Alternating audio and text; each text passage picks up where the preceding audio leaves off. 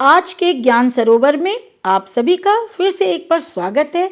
और आज नवरात्र का चौथा दिन है, यानी कि देवी कुष्मांडा की कथा हम लोग सुनेंगे। नवरात्रि में चौथे दिन देवी को कुष्मांडा के रूप में पूजा जाता है। अपनी मंद हल्की हंसी के द्वारा अंड यानी ब्रह्मांड को उत्पन्न करने के कारण इस देवी को कुष्मांडा नाम से अभिहित किया गया। जब सृष्टि नहीं थी, चारों तरफ अंधकार ही अंधकार था, तब इसी देवी ने अपने इष्ट हास्य से ब्रह्मांड की रचना की थी। इसलिए इसे सृष्टि की आदि स्वरूपा अथवा आदि शक्ति कहा गया है। इस देवी की 8 भुजाएं हैं, इसलिए अष्टभुजा कहलाई। इनके 7 हाथों में क्रमशः कमंडल, धनुष, वाण, कमल पुष्प, अमृत पूर्ण कलश, चक्र तथा गदा है। 8वें हाथ में सभी सिद्धियों और निधियों को देने वाली जपमाला है। इस देवी का वाहन सिंह है और इन्हें कुम्हड़ी की बलि प्रिय है।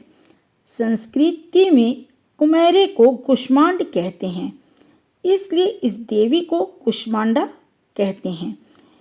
इस देवी का वास सूर्य मंडल के भीतर लोक में है। सूर्य लोक में रहने की शक्ति क्षमता केवल इन्हीं में है, इसलिए इनके शरीर की कांति और प्रभा सूर्य की भांति ही दैदीप्यमान है। इनके ही तेज से 10 दिशाएं अवलोकित हैं। ब्रह्मांड की सभी वस्तुओं और प्राणियों में इन्हीं का तेज व्याप्त है। अचंचल और पवित्र मन से नवरात्रि के चौथे दिन इस देवी की पूजा आराधना करनी चाहिए। इससे भक्तों के रोगों और शोकों का नाश होता है तथा उसे आयु, यश, बल और आरोग्य प्राप्त होता है। ये देवी अत्यल्प सेवा और भक्ति से ही प्रसन्न होकर आशीर्वाद देती हैं। सच्चे मन से पूजा करने वाले को सुगमता से परम पद प्राप्त होता है।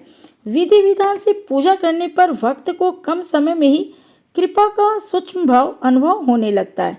अतः नवरात्र पर हमें विधि विधान के साथ माँ कुष्मांडा की कथा को सुनना चाहिए और उनकी पूजा आराधना करनी चाहिए।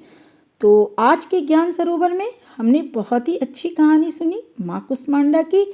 तो कल के ज्ञान सरोवर में मैं फिर आऊँगी एक कहानी के साथ। आज के लिए बस इतना ही। जय हिंद, जय भारत।